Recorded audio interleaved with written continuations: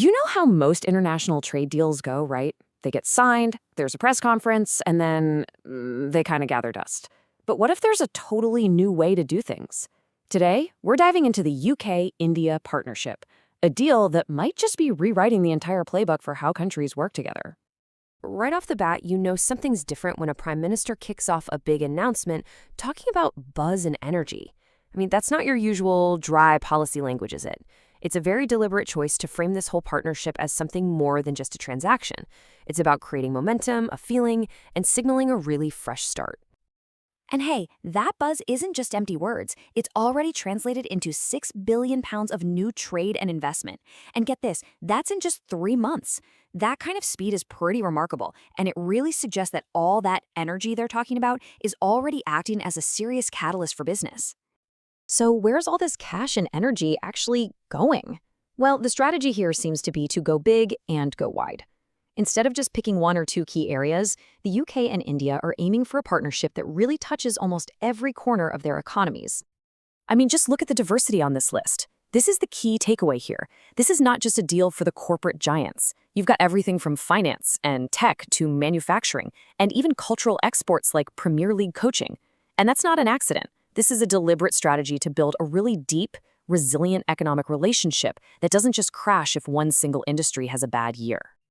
Okay, so this wide scope actually points to something much deeper. The Prime Minister has been really clear about this. This trade deal is not meant to be just another legal document filed away in some government basement. It's designed to do something way more profound. At its heart, this whole deal is really meant to be a powerful symbol. It's less about the fine print and much more about changing the entire mood. Boosting confidence and sending a clear signal of trust between two of the world's biggest democracies. The idea isn't just to allow trade, but to create the perfect conditions for it to absolutely thrive. But look, to create those kinds of conditions, the government itself has to change how it operates.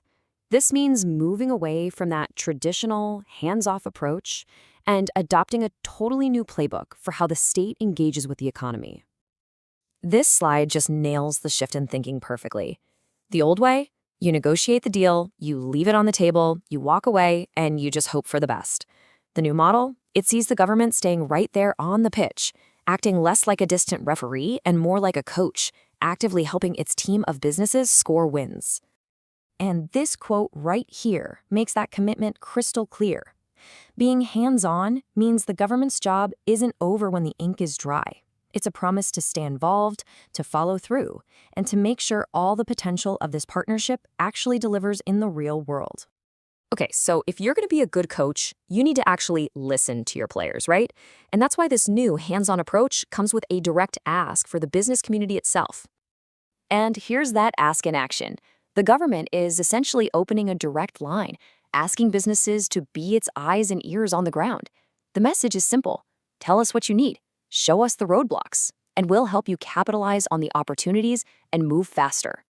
And the reason for all this urgency comes from a pretty simple truth. The world of business now moves at lightning speed, while government, it tends to move a bit slower. The entire goal of this new feedback loop is to tackle what the PM calls the frustration of delay and make sure that bureaucratic drag doesn't kill all this amazing momentum. So this all brings us to the big question, doesn't it? Can a government really succeed as a coach out on the economic playing field? This shift from being a passive rule setter to a really active player is a huge experiment. If it works, it could totally redefine the relationship between the state and business. So what do you think? Is this the new playbook for global trade, or is it a risky move away from a model that's worked for years?